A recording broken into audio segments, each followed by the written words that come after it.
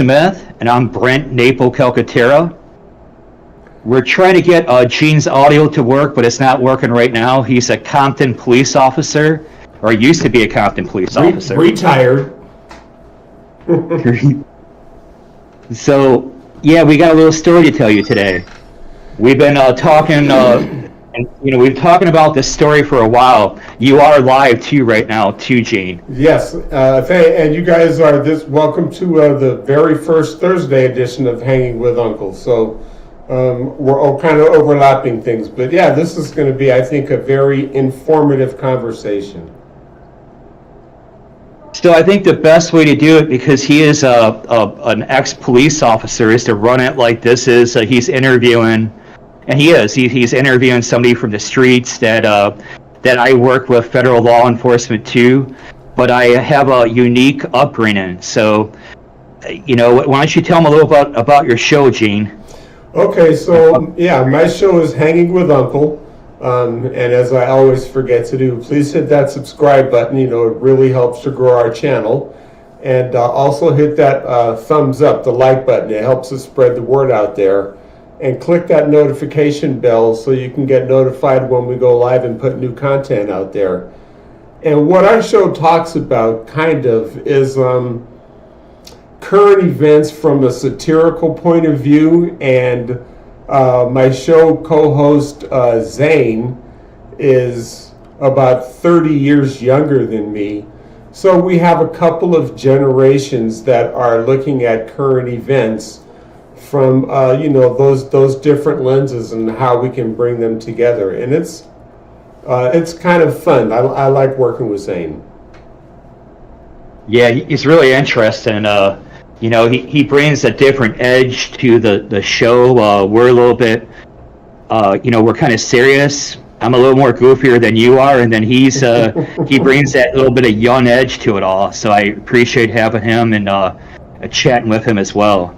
Yeah, definitely, man. So go ahead and let everybody know. Oh, yeah, and my background, I was a police officer in the city of Compton. I worked undercover narcotics for a while there, and also got to fly as an observer in the helicopter there at the department on the police helicopter. So that's about my law enforcement background. I mean, I've been involved in so many different things, but we can talk about that later. Brent, why don't you let them know a little bit about your background? So you were in the copter found around OJ that day. Now I hear. All right. Yeah, so, I grew up in a paramilitary outfit from Detroit, Michigan called the Purple Gang. So the Purple Gang officially ended on paper in 1932. At that time, we already been helping people get into America through mainly in Port Huron, Michigan, and in other places. But Port Huron, Michigan was the capital of immigration from 1918 to 1925.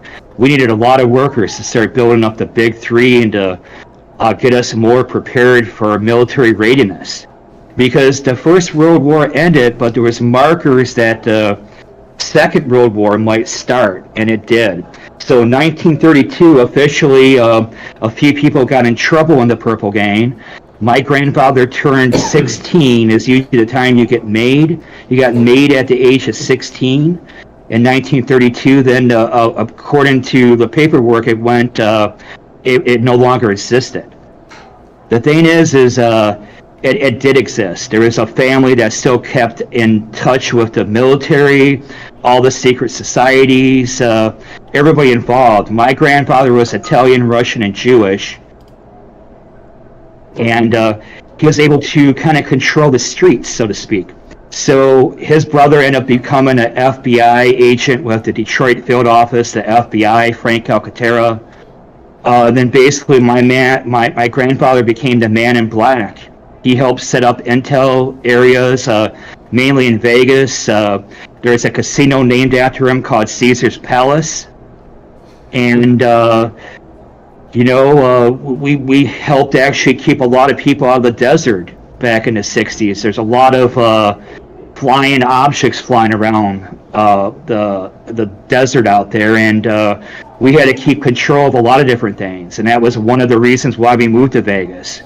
Because we've been helping out the military and the government forever, and basically when my grandfather died in 1986, I was 16 at that time, and for about a year or two before that, he was sick. He had a stroke.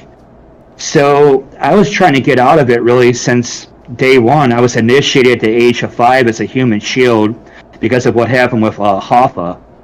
So Hoffa was actually killed in my house there, right behind the Masonic Temple at 11 Mile and Gratiot in Roseville, Michigan. There was some things that went on. I don't want to get into it all today, unless Gene, you want to get into it, because you're going to interview me like a police officer. I'm already, the questions are already starting to pile up between World War II, Detroit, Michigan, and your contacts with military influence, and how Henry Ford, helped start the manufacturing machine work in Germany, and gave them the idea for, the mass production, line and stuff like that. So I was just wondering if, number one, start from there, if you have any information along those lines. Well, I knew there was some involvement with, with Germany. So my grandfather basically was in control of a few different things. One of them was the Germanic movement. He said he was Aryan. Even though he was Italian, Russian, and Jewish, he'd always tell me he's Aryan. And a lot of other people at that time in Detroit, because we brought in a lot of immigration from Europe, but the majority immigration was the Germanic people, and they're about 31% of the white population in America right now. So not only did we have to take care of the Italian side, the Germanic side, so basically he helped kind of provoke the war machine, it seemed like. Ford did some good things, but there were some things that were a little bit kind of questionable on it. And I don't know actually how much he was involved in it, but when it came to help America and the Defense Production Act started after World War, when World War II started, when the bombing of Pearl Harbor, he had to get totally committed to us and helping out with our side. But it got so bad in Detroit, there were so many people loyal to the Germans that Fort Wayne, I believe it was, or the fort right by Zug Island, just south of downtown Detroit, there's a fort there. And they actually took the German population and put them in an internment camp. It was nothing like the internment camp you seen for the Japanese, but they still were being very watched at the time because they were worried about them destroying our infrastructure here. And that's some of the issue we're having right now as we start World War III, actually, but we'll get into that later. Okay. All right, so anyway, that piqued my interest, but also let's talk about if there's any connection between Caesar's Palace, Las Vegas, and Jimmy Hoffa. Well, so basically we brought the Teamsters into Vegas, and we started bringing them in. Arthur Calcaterra, my great-grandfather, started laying down the groundwork. Basically, the Italians came in and pissed off the Cowboys, basically. They were, they liked some of the stuff that they were doing with the casino, but they didn't handle their business correctly at that time. They were very forceful and all that. So Arthur kind of started coming in and sugarcoating them more, spreading out that good purple gain cash, and started getting them interested. So they started opening up a few casinos in the 60s, like the Sands, the other places that popped up, Circus. But eventually, Caesar was groomed to take over and to start the biggest one, which was Caesar's Palace. So that was started in 1967, I believe, or 66, 67. But he basically, basically what happened with Hoffa was he was supposed to obey the commands of his commanding officer, which was Caesar Calcaterra. He was just part of the Detroit Collective. We were worldwide. We're Masons, Lions, and all these different secret societies and religions wrapped in one. So when he started kind of showboating a little bit and he got busted, he's supposed to step away from the limelight. So he wanted more and more attention. And, they tried to reason with him. We had different people trying to talk to him. But eventually it became an issue where we were worried about them destroying the Big Three and other people trying to destroy the Big Three, which kind of started eventually happening by 1980. Tell everybody what the Big Three is. The Big Three is Chrysler, Ford, and General Motors. Okay. So that is the Big Three in Detroit. Now Chrysler is owned by a different group of people. There's some Americans. There's Fiat bought into it. Now it's Daimler, which is a Germanic company or a German company. Yeah. So there's still a lot of the older people that still have interest in it too, like the workers. I think they still own about 22% of it. But basically, the union started getting too chummy with the moneymakers.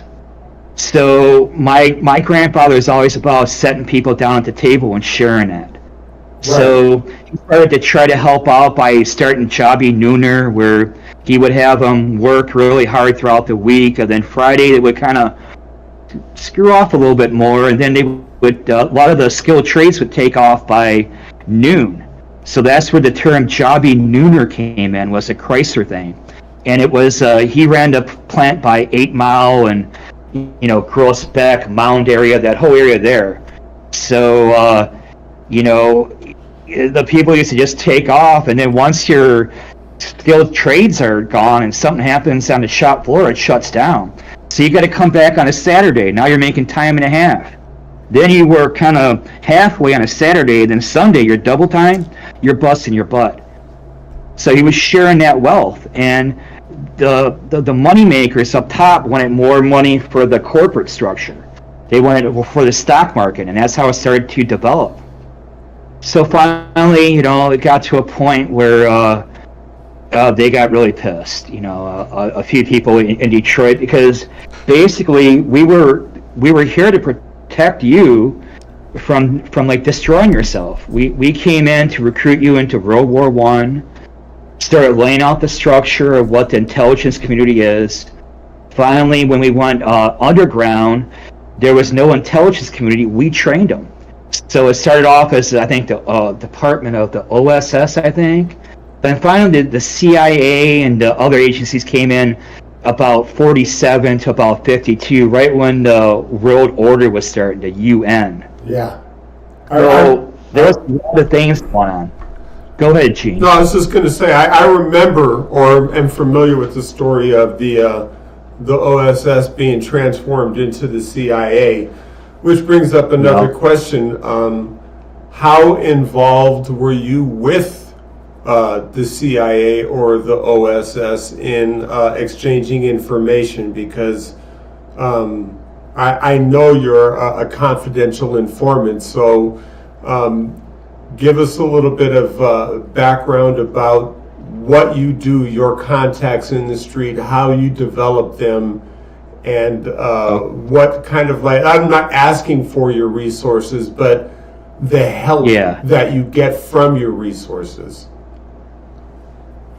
So basically, we trained the intelligence community. So it was a combination of Europe and America coming together. When you read all the spy novels and all that, and 007, all these agents were happening during World War II, is when the intelligence community was really being built. So we were the ones that brought in the Americans and the African brigade up through Sicily. So we had to go ahead and lay the groundwork beforehand to make sure that we could move through there. So we had to get ready. Everyone thinks D-Day is the start of the European invasion, but no, it was through Italy. It was through Sicily, because Tanzania and Sicily are very close. So I knew a lot of these contacts. I kind of just dropped out. As soon as my grandfather passed away, I just got out of Dodge as soon as I can. That happened when I was about 23, I started traveling. So I wanted to lay low. I knew from 1980 the pattern of war and how it builds up. And I heard him talking that they were, there's probably going to be another world war coming up. So I started preparing myself and forging contacts in the government, the like military side. Working in Alaska, I worked for the very first guide outfitter that ever got a permit through the National Forest Service, the National Park Service. His name was Gary Galbraith. That's Alaska Rivers Company. So that gave me a lot of influence and contacts, and he knew who I was. Everyone up there.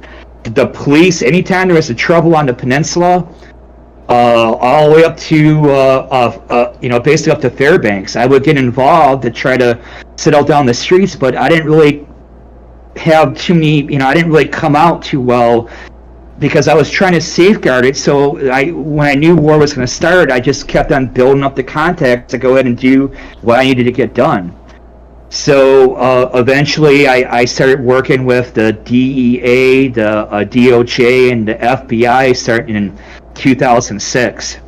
I was actually the first person through Stewart Bilyeu's case, and I'll put the case number in the comment section, but it was something to do with OxyContin. So there's something that happens with war sometimes, that the drugs will build up the madness. So I started seeing a pattern, so I knew for sure about 2000 with OxyContin. And then in 2005, I started getting really worried when the methamphetamine thing started coming out, and they started showcasing it on that Breaking Bad. There was a lot of things I was starting to get worried about. And so when I started working with the government in 2006, I still kind of kept that on the low-key side. Uh-huh. So I didn't actually help them again until I just popped up on the radar starting in 2019. But I really popped up on the radar when I checked myself into the Camden County Prison down in Tennessee. So I actually started getting involved again right after January 6th of 2021.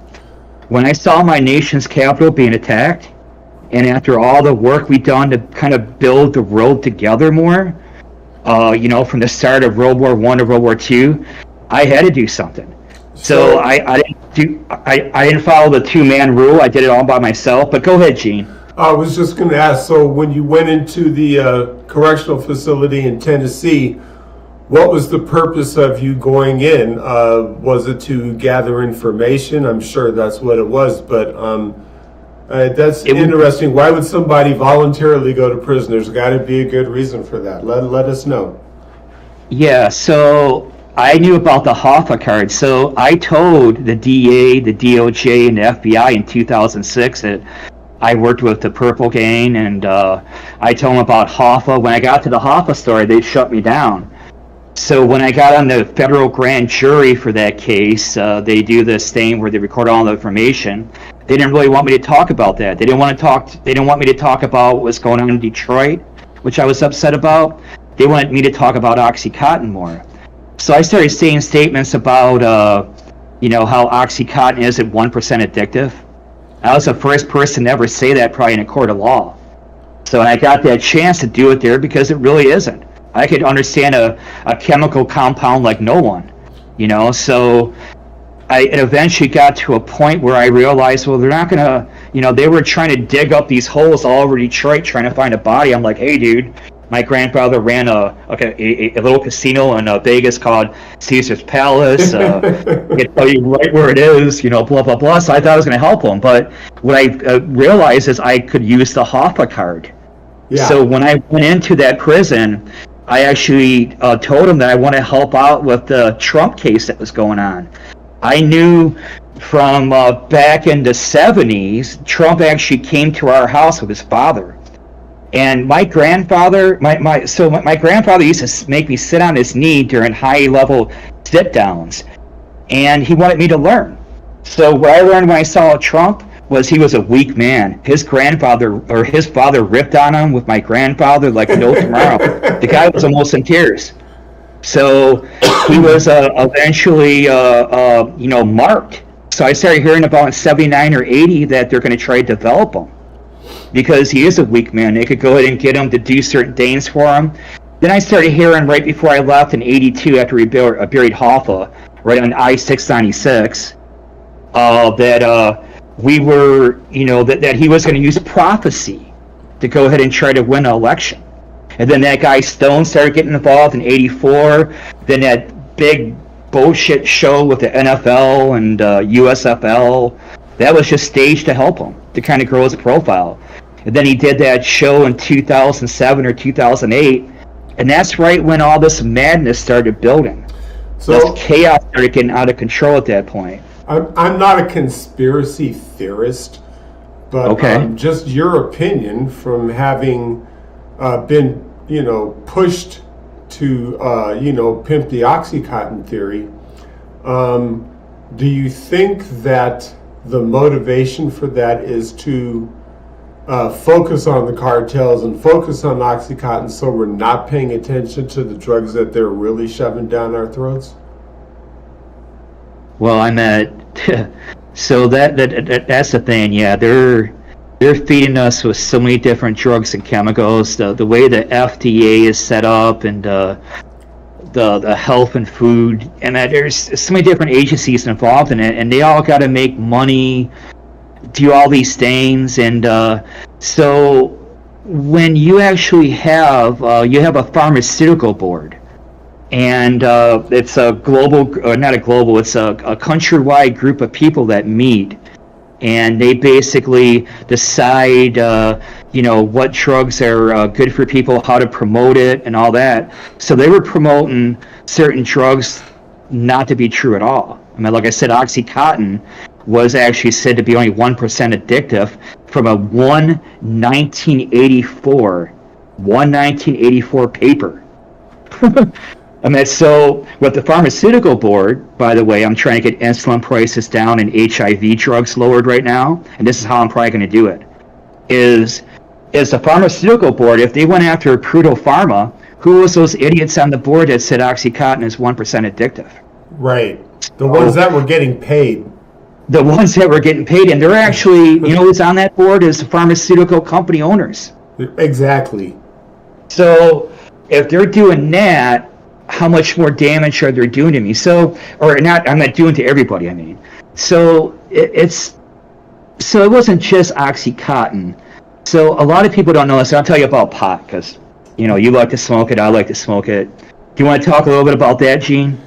I can tell you, and this, going back to my days at Compton, I have never been on a traffic stop, a car accident, a domestic violence, a public disturbance where marijuana was involved.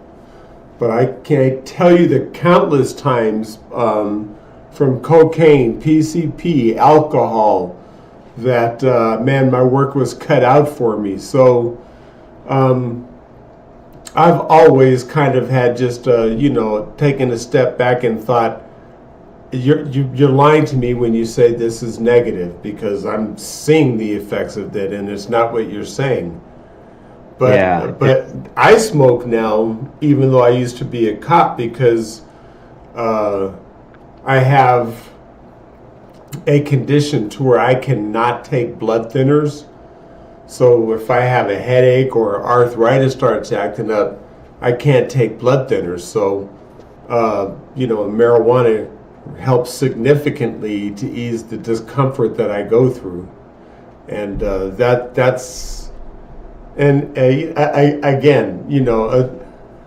you've heard me say this joke before, Brent, but you get four guys together and give them alcohol, they're going to start a fight. But you get four guys together and give them weed, they're going to start a band. Yeah, exactly. And that's the thing is if everyone smoked pot, the cops would hardly be arresting anybody. So, you need alcohol to kind of fuel the like machine in a way. You know, alcohol and methamphetamine especially fuels the madness. Yeah. People that do, marijuana, they're not really doing that. So in 2003, since I was working for the National Park Service, I was actually officially an agent because you have to take a guide class, you got to sign paperwork. So you're promoting the national parks and the national forests as you're doing it. So they were trying to bust my balls there for a while to go ahead and quit smoking. They knew I smoked. I told them I don't want to smoke. I was just a scenic guide, and they were like, "No, you got to go ahead and take a test." And we're saying at first he was on a wilderness trip, blah blah blah. Then finally I said no. I said let me go ahead and I got Marinol. So Marinol or Drubinol will show up in your system as THC. That was in 2002 I started doing it. So it took to about 2009 or 10 before they got what they call standardized testing. So there is a procedure they go through to make sure that they could officially put people in jail, or there's a testing procedure that has to be followed and established. So in about 2009, they finally figured out a way to figure out the difference between THC9 and Drubinol. So when I was in the guide class, that's something I did too in 2021. I'm pushing back on them right now, actually, the national parks. But we'll talk about that later. But I actually told them that there's no standardized testing now for Delta 8 or Delta 9. You can't tell the difference between Delta 8 or 9 as compared to THC 9. There's no chemical difference. It would take years to develop a standardized test for it. So right now, you could basically, if you argue that in a court of law, you could probably get off on a lot of charges. Because the Farm Bill was written in 2018, and it's very ambiguous. I can tell you, for me, I've tried Delta 8 before, and it's a waste of my time. So those jurisdictions that try to limit, your THC input, it's just a waste of time. It's not worth anything, and that's just my opinion. Yeah, what they did is they made it legal, and the big business knew about it. So that was a way to kind of get their foot in the door before anybody else. So as soon as they had it legalized, they threw up all these shops, especially down in the South. So when I was down there in 2021, there was these THC or Delta 8 shops. They weren't allowing Delta 9 at the time. And they were popping up everywhere. There was little high school kids going into gas stations and buying pre-rolled joints of this and lighting up in the parking lot and driving down the highway. Now, I know it's not as bad as alcohol, but still, I don't like people driving under the influence. It might not cause as much accidents, but still, there has to be controls. And if the kids are developing that type of sense that they could walk in there, and I've seen 15-year-olds walking in there, there was just no regulation to it. Well, I can tell you, man, you can always tell the drivers that are under the influence of marijuana. It's very easy to detect. And they're always the ones doing the speed limit. Yeah, they're usually pretty paranoid about it, They're checking out their windows and, but,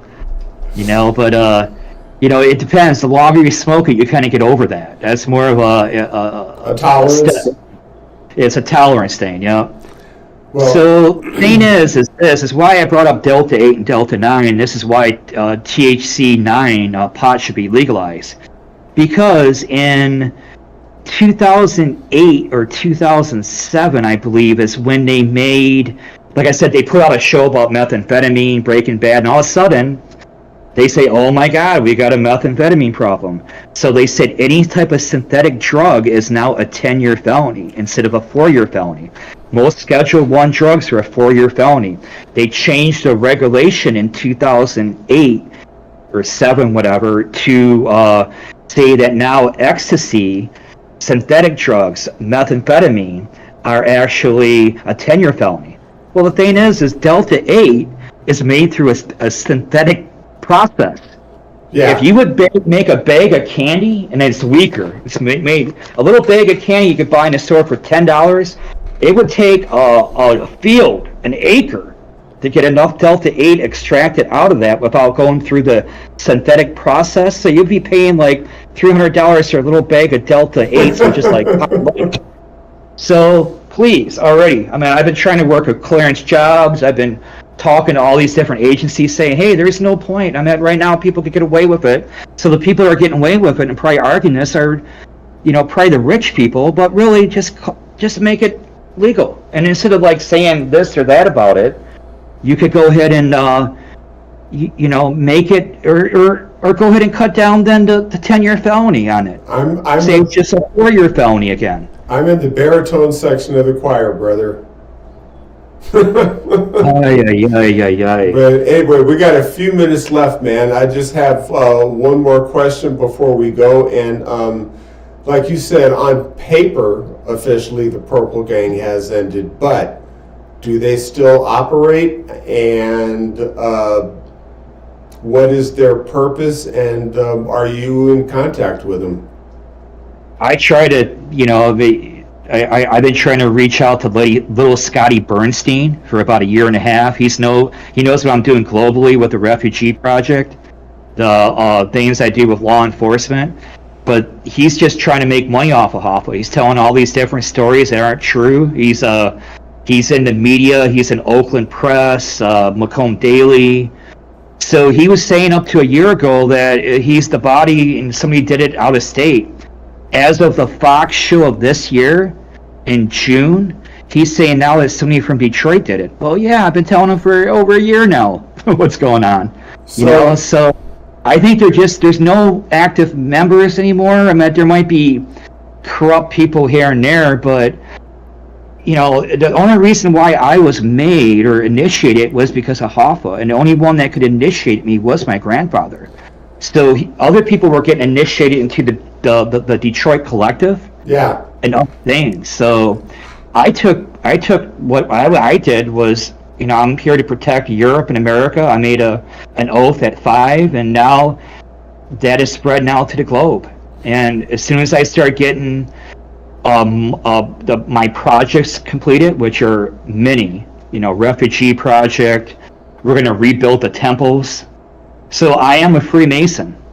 I left the Masonic order when I had my grandfather's blessing to decide whether I wanted to do it or not. That was another question I had for you.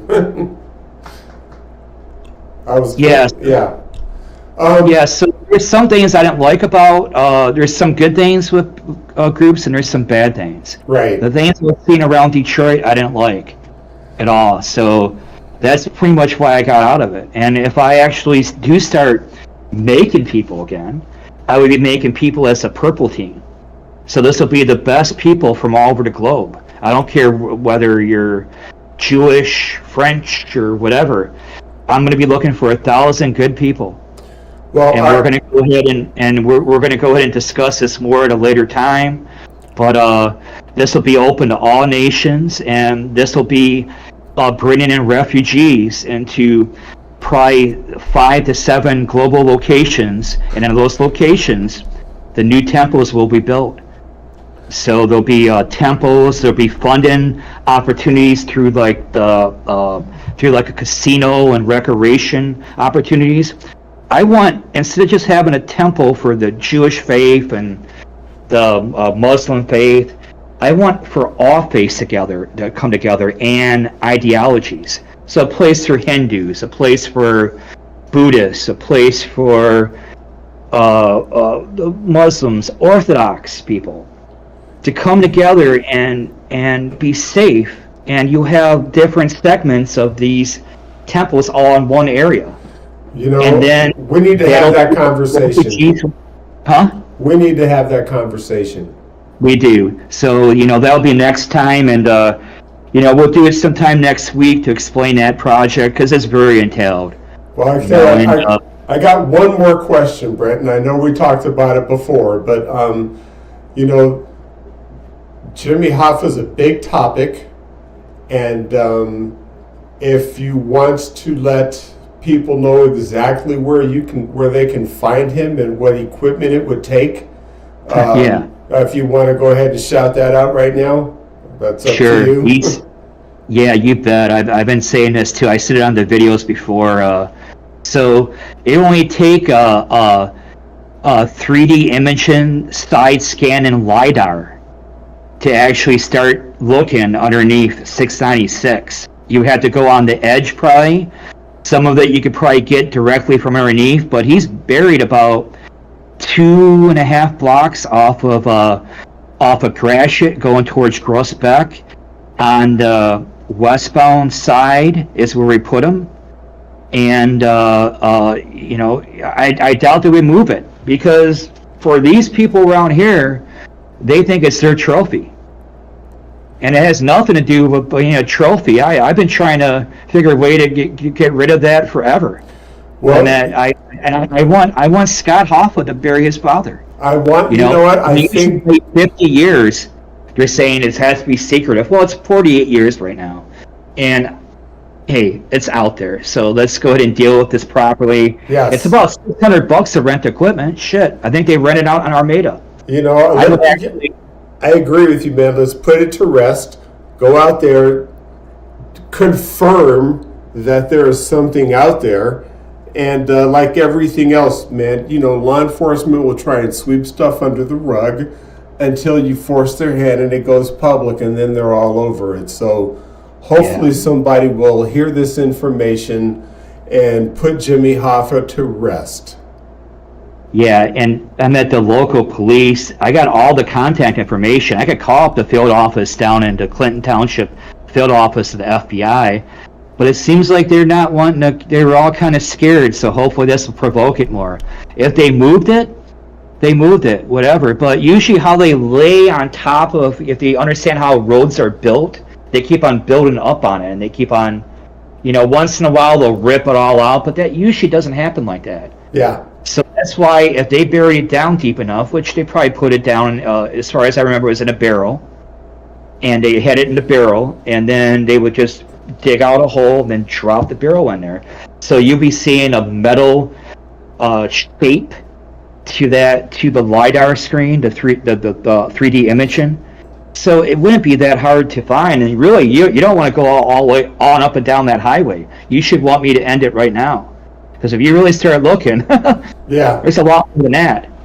I mean, it happened in St. Louis, underneath the interstate there, or Kansas City. Some of these stories are getting buried as we're telling them, because people are so tripped out about it. But hey, I call the shots, and I really want that done. And I hope they start cooperating with me, or somebody would reach out and say, hey man, let's give it a shot. I already reached out to Beasley Media. Come on, Riff, WCSX. If you're actually taking care of lawn hairs on your program, and that bikers are coming up and shaking my hand left and right. Yeah. They knew I did to protect the Capitol. So people want to get this done, man. They want Detroit could shine, and we can start bringing immigration in again. We can start helping out. But I need to get this done. And I'm trying every day. I've been trying to protect you guys since 2006, really all my life, But I'm really glad that we had a time to chat again, Gene. It's always a pleasure, brother. You got anything else to add here at the end? If you want to let anybody know how to get in touch with you, go ahead and let them know, and then we'll sign off. Yeah, well, Facebook or LinkedIn is the best way to reach me. I keep my information on LinkedIn. I like having people start a professional account. And then Facebook is cool, but it's hard to tell who is who sometimes. And anybody that I'm not reaching back out to, I had 100 people I was, friends with on last Friday. Now I have 5,000. I got 6,500 followers. So anybody I can't reach out to, on Messenger, it's not because I don't, want to. It's just I can't. I got way too much going on, and I'm not using Facebook for a dating site. I'm trying to actually show you love by helping you date. And the stuff I'm going to be posting will help out people understand business structure more.